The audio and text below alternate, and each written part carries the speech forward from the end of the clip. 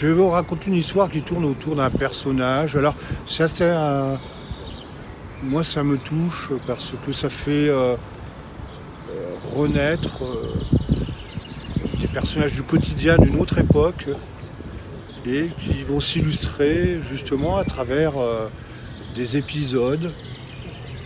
Je vais les faire renaître en racontant des épisodes de leur vie. Et comme c'est des personnages pratiquement du siècle dernier, voilà, c'est un bon clin d'œil à des histoires du monde rural. Ce personnage s'appelle Martial. Alors l'histoire elle débute comment? Parce qu'en fait il y a trois petites histoires, mais c'est la première qui engage les deux autres. On est dans la Sarthe, au pied de la forêt de Bercé, une forêt domaniale, réputée comme une des plus belles chênaies d'Europe. Il y a certains chênes plantés sous Colbert. Tout ça, c'est pas anodin parce qu'autour de cette forêt, tout le monde a été bûcheron. Il y a des familles entières de bûcherons, les Herbalaches.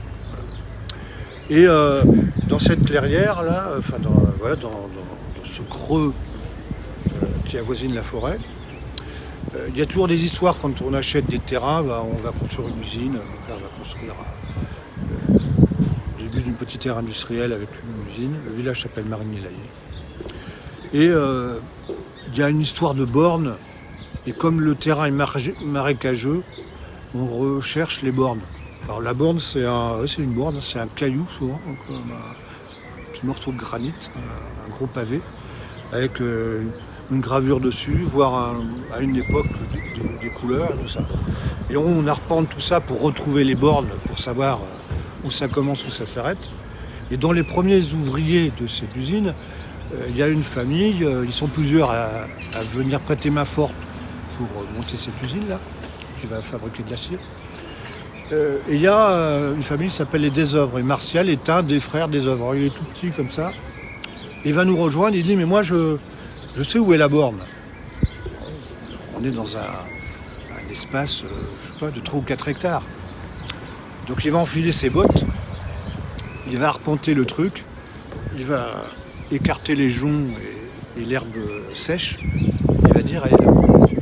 Je dis « Martial, comment vous arrivez à vous souvenir ? On est dans le monde rural, hein. » Il dit à l'époque, quand on mettait une borne comme ça, on prenait un gamin, on lui foutait une roustée, il allait se souvenir toute sa vie où était la borne. Et comme il y avait toujours des histoires d'arpentage et de bornes, on venait tenir le gosse, et là, c'était incontestable. Si lui se souvenait que c'était là, c'est que la borne n'avait pas été bougée. Et je trouve le personnage truculent, insolite. Peut-être dans les jours qui suivent, il va m'inviter à boire le café, Martial. Et au pied de la cheminée, il va me raconter des morceaux de sa vie. 9e sur 12, 13 ou 14 enfants. Voilà. Donc il a été garçon de ferme, mais pratiquement dès l'âge de 8 ans, c'est-à-dire à 7-8 ans, les parents mettaient l'enfant à disposition d'un voisin fermier, et le gosse était corvéable. C'est-à-dire il bossait toute la journée, je ne sais pas quel travail il faisait. Et on se dit, le soir, le soir il n'y avait pas de télé, ils n'avaient pas de tablette, ils n'étaient pas branchés sur les réseaux sociaux. Hein. Voilà. Et qu'est-ce qu'ils faisaient le soir? Martial, racontez-moi ce que vous faisiez le soir. Donc il a 8 ans. Il dit, la journée n'était pas finie parce que pour manger le soir, j'avais une corvée. La corvée, c'est de faire par an 2 litres d'huile. Je devais 2 litres d'huile. Mais avec quoi vous faisiez l'huile? Avec des pépins. Avec des pépins de potiron, de courgettes ou je sais pas quoi. Donc il avait une espèce de terrine avec un mortier. Et toutes les soirées devant la cheminée, les hommes fumaient et buvaient le petit calva. Et lui, il devait les 2 litres d'huile. Il me dit, mais après j'ai vécu peu mieux que ça, parce que oui, je continuais à être ouvrier dans les champs, mais j'étais réputé parce que je piégeais des taupes. Et d'ailleurs, il y en avait au-dessus de la cheminée, c'était assez intéressant, c'est-à-dire qu'il n'y a pas que des taupes toutes noires, hein. Elles ont plusieurs pelages. Et il me raconte qu'il piégeait jusqu'à 1000 taupes par an. Donc il avait centaines de pièges. Il écartait avec un rond comme ça, et quand la taupe mettait le nez là-dedans, parce que la taupe est hémophile, donc dès qu'elle saignait, c'était fini.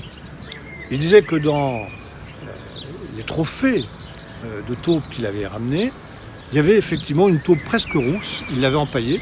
Il y avait la taupe noire, une rousse, et une taupe albinos. Dans sa vie, il avait piégé une taupe albinos.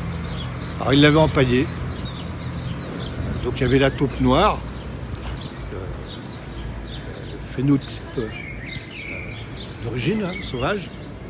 Une taupe déjà un peu insolite, pratiquement rousse. Et une taupe blanche. Voilà le témoignage d'un épisode qui n'existe plus. Hein. Je pense pas que les piégeurs de taupes, les trappeurs de taupes, il y en ait beaucoup encore qui puissent témoigner de ce travail-là. Martial nous avait raconté ces histoires vécues.